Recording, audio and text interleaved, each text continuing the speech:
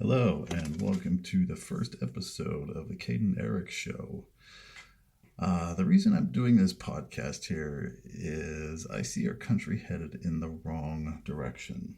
And a CNN poll here recently said that 74% of the country thinks we're headed in the wrong direction, where our heroes are being labeled as villains, such as the founding fathers, Christopher Columbus, the Pilgrims, so on and so forth. So I thought making one of these. So I decided to make this podcast because I had this idea for a long time to do this, but I've just kind of put it off for years, thinking that's not really me. I'm not the one to really do all this kind of stuff. But I just can't sit here any longer and be silent because that's what they want. They want us silent. They don't want us talking. They want this fake media just telling us what to do and where to go, how to live. But people are tired of it. People are tired of the division. I mean, I love this country. I have voted every election that I can. The first election that I got to vote in was the 2000 presidential election when I was 18. I have voted for both parties throughout the years, but since 2008, I have voted straight Republican due to the fact that Democrats have gone further and further extreme and radical. The reasons I have voted for both parties in the past is I thought there needed to be a balance. Not so true today. There is none. I won't vote for a party that thinks it's okay to subject children to any age to sex and what consenting adults do to try and to confuse them, their gender, slash sex, because that's the same freaking thing. It has been since the dawn of time. I mean, children need our protection from the evils of this world. They're innocent, and they need. Plus, there's a myriad of other reasons why we need to protect our children, which I'll get to in future episodes. Now, I also know that listening or reading about political topics all the time will make a person very angry, upset, depressed, wanting to give justice to those that have caused all these injustices. And so I'm doing this podcast because I want to do my part. So I will talk about other topics like sports, fun, historical facts, because we have to know our correct history, not this dumbed down America is evil, racist, sexist, blah, blah, blah, blah, blah country. Sure, we've made some mistakes, and I believe we've paid for those mistakes in blood. But we are also great and amazing. We've done things that no other country, nation, or people have done before us. United, we can do anything. I remember right after 9/11 happened, the whole country was united around the purpose of we are Americans. We aren't going to be put down. One of my favorite sports is baseball. I absolutely love it. My wife hates that it's, 6-7 months long though, with 162 games, and there's a game just about every night. And I remember Sammy Sosa, when the baseball players went back on the field after 9/11, he ran out with an American flag waving, and the whole crowd was cheering at Wrigley Field. And in that first game back, he hit a home run. And as he was running around the bases, the first base coach had an American flag in his hand, and Sammy Sosa grabbed it, ran around the bases, waving this little American flag. And that's just something that, we need to get back to. We need to get back to us being united and being together. It's sad that we are such a divided nation right now with all just the nonsense, and we just have to get back to that.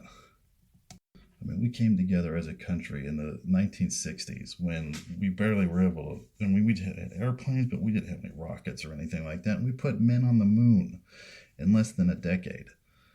I mean, our flag is up there on the moon right now. Nobody else's flag is up there. Not Russia, not China, no European flag, ours. And we should be proud of that. I know it was a long time ago, but it's something to be proud of. So let's get into this. Kind of the problem is there's so much to get into. There's so much crap that's going on that it's kind of nowhere to start. But how about we get into the lie that America is this big racist evil, awful country, and Republican conservatives are to blame. So let's go back in time a little bit here, shall we? Let's go back to before we were even a country, before the founding fathers, okay? We're going to go back all the way to 1555 England with a guy by the name of John Locke, L-O-K. He was the first recorded Englishman, by the way. They're the ones that, started the whole slave problem that we are dealing with today.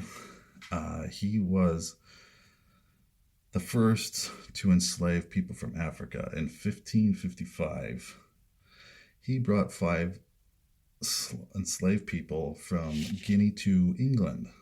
William Towerson, a London trader, also captured people to be enslaved during the voyages from Plymouth to Africa between 1556 and 1557. So I want to get into a little bit of history in this too, because I think that's important. Because watching videos and stuff on different social medias, it's just ridiculous how much our Americans do not know history, our own history. All right, so despite the earlier involvement of Locke and Townsend, a guy by the name of John Hawkins from 1532 and 1595 of Plymouth is acknowledged as the pioneer of the English slave trade. From 1562 onward, he made 3 voyages to Sierra Leone, from where he transported 1,200 inhabitants to Hispaniola and Saint Dominic, present-day Dominican Republic, and Haiti. Hawkins' voyages from the beginning of the triangular slave trade between England, Africa, and the New World of the Caribbean and Americas. They called it the triangular slave trade because it made a triangle from England to Africa to the Americas.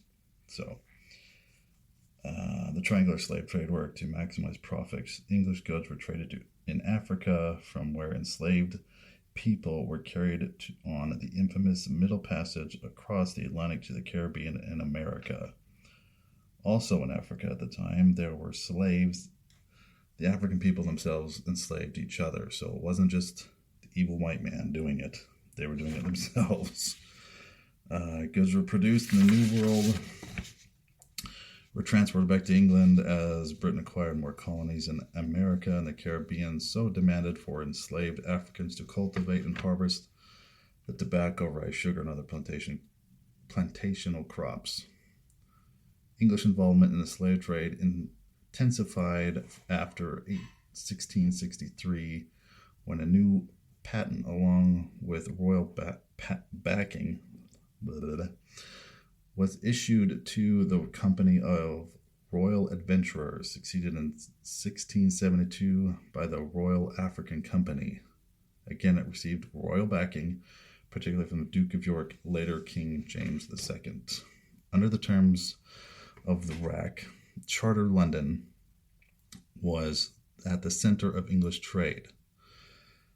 In 1698, the monopoly on London trading from Africa was abolished. Now, other ports such as Bristol and Liverpool could trade, which resulted in these cities becoming extremely wealthy, whereas London did not do that any longer. So just so we understand, England started this whole thing, not us, because we weren't a country at that time. So if you want reparations, go talk to the British, not us. They had slaves from 1555 to 1834, 279 years of slavery. The U.S. Constitution was ratified in 1788. The Emancipation Proclamation was signed in 1863, ending slavery in the U.S. 75 years. Now, 75 years was 75 years too long. So there's some historical context to America's racist supposed problems here. So let's look at the group that wanted to keep it going and are still the party of racists today. So when Abraham Lincoln was president, there was a couple of amendments that were passed. Well, during his presidency or shortly thereafter. So the 13th Amendment was passed that abolished slavery. The 14th Amendment gave citizenship to all born in the U.S., and then the 15th Amendment gave Black Americans the right to vote. All were opposed by the Democrats. They fought all of it. In fact, the 13th Amendment that abolished slavery was supported 100% by Republicans, because Republicans in the 1850s was founded as the party of anti-slavery. That's what they wanted to do. That's why they wanted to get rid of slavery. So 100% voted for the 13th Amendment. Meanwhile, 23% of Democrats did in the 1860s. 15th Amendment, the right for everybody to vote, supported 100% Republicans, 0% Democrat. 14th Amendment, citizenship for freed slaves, supported 94% of Republicans and 0% of Democrats. So, as you could say, the proof is in the pudding. Republicans and conservatives have been fighting since day one for equal rights for all, and have been opposed by Democrats. So the idea that America is racist is just a lie. The party of racists is Democrats and the left. Even today, our wonderful President Pudding, he forgets where he was. He forgets he's president sometimes. In fact, let me show you this little clip of him saying those exact words. I keep forgetting I'm president. That's great. Isn't that great? He keeps forgetting he's president. All right, that's awesome. Anyway, back to this here. So, he has said some of the most racist things. And of course, the media and other Democrats don't call him out on his BS because they probably believe the same stuff. So let's see. Let's go over some quotes here.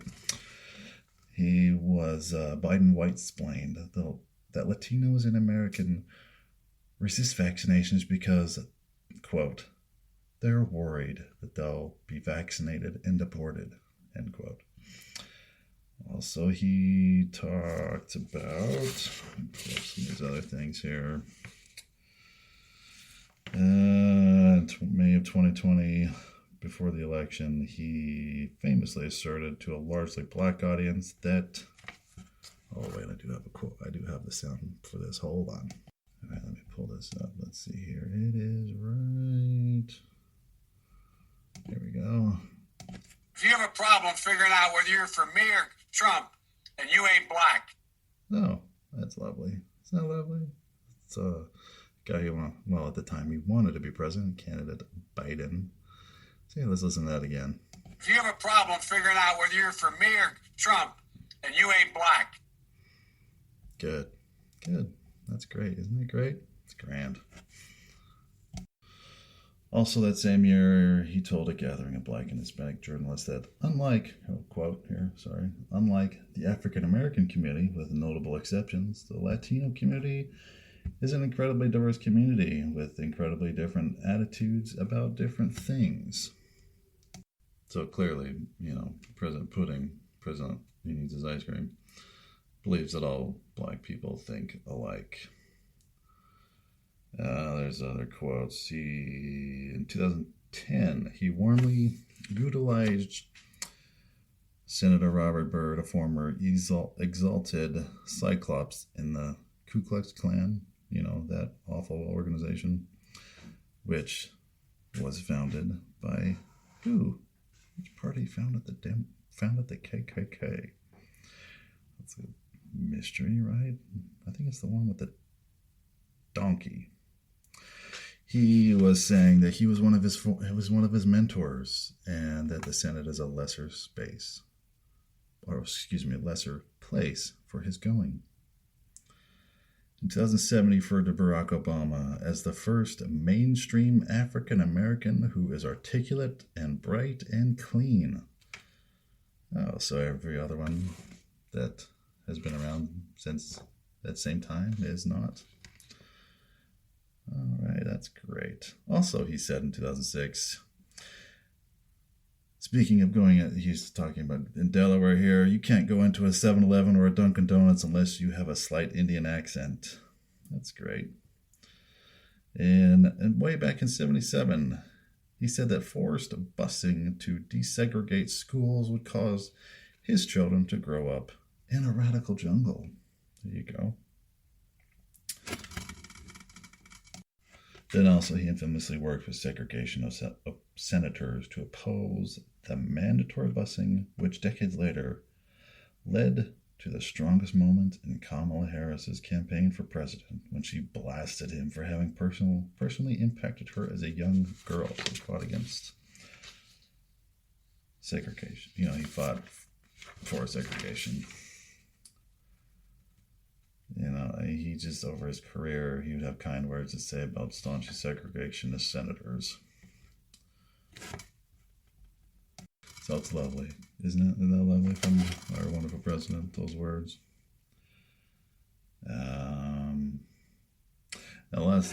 Last thing here that I would like to discuss this evening, because it is evening for me, so whenever you listen to this,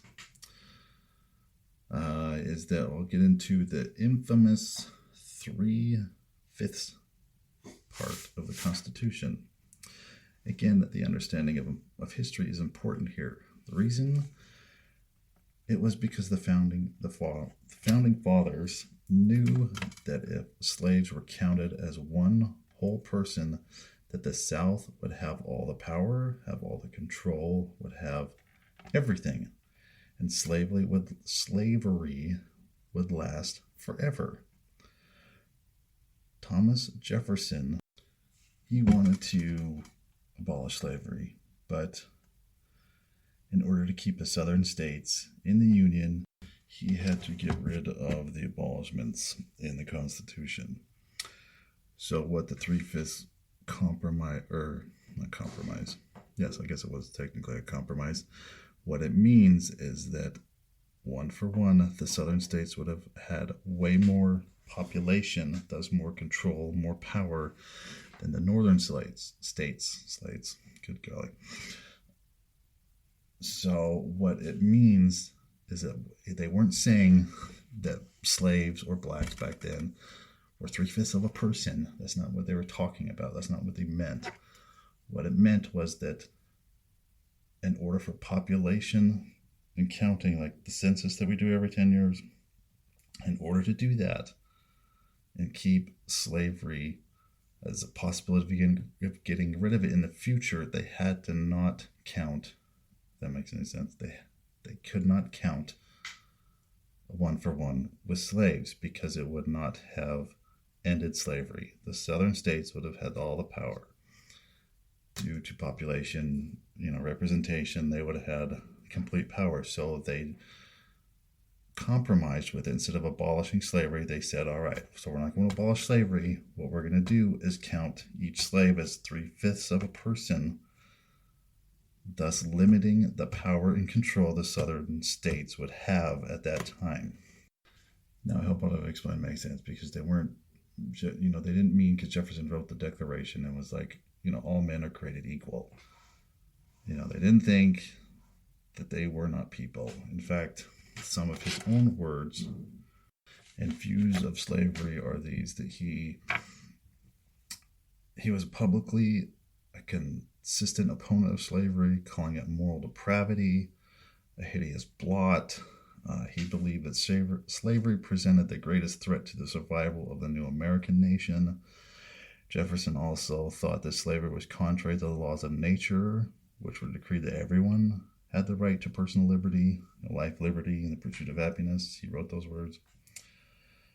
His views then were radical in the world where unfree labor was the norm. It's just hard to sit there and look at history like that through the eyes of the 21st century political correctness. For one, it's not appropriate, because we're looking at it with the eyes of, hey, look at what they did back then. Oh, that was so awful, blah, blah, blah. 100 years from now, 200 years from now, people are going to look at the stupid stuff we did and be like, why the crap did they do this? That was so bad. That was this, that was that, blah, blah, So to look back and think, oh, we're so enlightened now. We're so enlightened above them. Let me play this Bill Maher take real quick. Commit atrocities? Of course. But people back then were generally atrocious. Everybody who could afford one had a slave, including people of color. The way people talk about slavery these days, you'd think it was a uniquely American thing that we invented in 1619. But slavery throughout history has been the rule, not the exception. The Holy Bible is practically an owner's manual for slaveholders. Although I don't agree with him on the whole Bible part. The Bible is not a manual for slavery, and people weren't exactly extra hideous back then. They were just different. That was the norm, unfortunately. But that's just what the world was. It wasn't America. America didn't invent slavery. The Vikings had slaves from England. They were white. They weren't all black. Blacks had slaves here in America. In fact, there is a guy that I would like for everyone to listen to here. About 3,700 free blacks who owned 12,000 slaves, black slaves. The question is, do the descendants of those free blacks who owned black slaves, do they pay? Blacks really benefited more the first 100 years after slavery we have in the last 50 years. I was born in 1937 during the Depression. Everyone in my small, low-income black community, 98% of the households had a man and a woman raising children. Elderly people could walk safely in that community without fear of being assaulted by their grandchildren. Never heard a gunfire during that time. Never heard of a child being shot to death in the crib. But there are 50 children today who have been shot and killed in our cities. You're talking about remedies. We've got to look beyond saying that every solution has to have a winner and a loser, that blacks can only benefit if whites lose. We have to be defined more than just victims of oppression. So that guy, he was actually on... I can't think of the show. What's the name of that show? Dr. Phil. He was on Dr. Phil, reparations. Should people have to pay reparations to those that, like my ancestry? My ancestors didn't have slaves. Should I have to pay somebody who wasn't a slave, who didn't have slaves? I mean, come on, that's not fair. Some more from Jefferson now. At the time of the American Revolution, Jefferson was actively involved in legislation that he hoped would result in slavery's abolition. In 1778, he drafted a Virginia law that prohibited the importation of enslaved Africans. In 1784, he proposed an ordinance that would ban slavery in the Northwest Territories. Jefferson's belief in the necessity of ending slavery never changed. From the mid-1770s until his death, he advocated the same plan for gradual emancipation. The first transatlantic slave trade would be abolished. Another point here, all born into slavery after a certain date would be declared free, followed by total abolition. Unlike others of his day, he supported the removal of newly freed slaves from the United States. So we hear all the time that the founding fathers were just racists, blah, blah, blah, blah, blah. They weren't racists. Most of them didn't have any slaves. And then he thought, speaking of Jefferson, he thought that his cherished Federal Union that they had fought so hard, the world's first democratic experiment, would be destroyed by slavery. Which, side note, we're not a democracy, so I hate that these stupid politicians and stuff, and those in the media keep saying we're a democracy. We're not a democracy here in America. Just side note.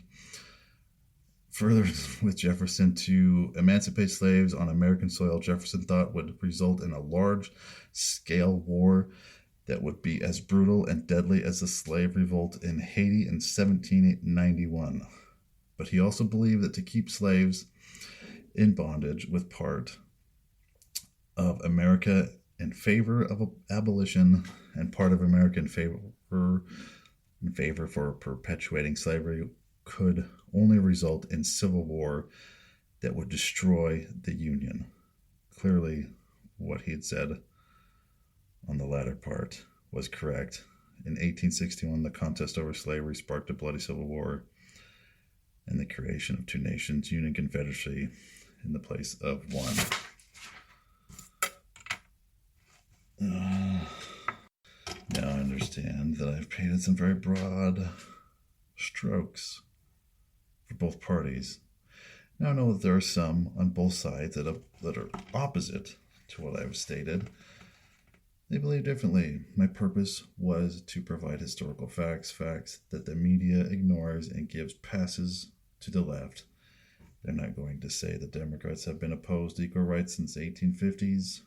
And what they'll say is there's this big, massive shift. You know, the famous shift where Republicans are now the big racists. They're the ones with the KKK, blah, blah, blah, blah, blah, blah. They're the Republicans and conservatives are the party of racism. You know, the MAGA, that's what they keep saying, that's just a racist. So let's get this straight, okay? The party that was founded as anti-slavery is now the party of wanting slavery back and oppression and racism. I mean, give me a break. It's ridiculous. You know, when did this shift happen? I'd like to know. Was it the 70s, 80s, 90s, 2000s, 2010s? When did that happen? What happened is that the media stopped being impartial and just presented facts, but they picked a political side. They chose the side of the left. Just about every news company. I mean, here recently, look at what's happened here. Fox News, best show, gets the most views. Tucker Carlson was fired from Fox. I mean, they clearly are picking sides here. It's just, I mean, he was the only reason to watch Fox News, it seems like. So the right has him, talk radio, you know, these podcasts. Now I understand that here in our education, our lovely education system here in America, that if all you hear is America is awful, racist, bad, full of white supremacy, evil police, and you have all the left news companies saying the same things, you have teachers saying the same things because the left is in charge of our Department of Education. You know, of course you're not going to trust the cops, you're not going to trust white conservative coworkers, your neighbors. I mean, then also, I mean, if you're told that you're oppressed all the time, of course you're going to get pissed. You're going to go riot and loot and stuff. I mean, because you're pissed. You think, I can't get ahead, I can't do anything. When it's just the opposite. These people want chaos. They want oppression. They want people to feel like that the only hope is with the media or with, you know, government handing you everything you need, giving you whatever you want, you know, anything they feel like that you need. But that's kind of the point, to divide us, keep us fighting each other, keep us, you know, black versus white, blah, blah, blah, blah. I mean, it's just, we have to do better. We have to rise up above the nonsense, above the fake news media is what I like to call them. I mean, together, we are unstoppable. We are a generous, loving, kind, and can accomplish anything here in America. I mean, we have the ability to do anything. And, you know, I truly believe that there are good people here still in America, that America is good. You know, maybe people call me naive, they'll call me whatever they want to call me. But I don't care. I don't care what they say. And then just one last clip I would like to share before we end this episode here is by Morgan Freeman. He's on 60 Minutes with Mike Wallace, so hang on. All right, and go. History Month you find ridiculous. Why? You're going to relegate my history to a month? Oh, come on. What do you do with yours? Which month is White History Month? Exactly. Well, come on, tell me. I'm Jewish. Okay, which month is Jewish History Month? There isn't one. Oh. Oh, why not? No. Do you want one? No. I don't either. I don't want a Black History Month. Black history is American history. Yep, How exactly. are we going to get rid of racism? Stop talking about it. Yep, exactly. I'm going to stop calling you a white man. Yeah. And I'm going to ask you to stop calling me a black man. I know you as Mike Wallace. You know me as Morgan Freeman. You understand what I know this white guy named Mike Wallace. You know what I'm saying? Mike Wallace isn't very pleased with that answer. So the point is, we want racism to go away. We need to stop talking about it. Just look at people. We're all Americans here. It's American history. There's not a white history. There's not a black history. It's just American history. We've had some good times. We've had some bad times. People aren't perfect. We have my history messed up with some things. Your history's messed up with some things. You learn from it. You move on. You grow. That's how it works. But I hope you've enjoyed this first episode here. If you want to get in contact with me, you can email me here at the CadenEric Show at gmail.com. Thank you and have a wonderful day.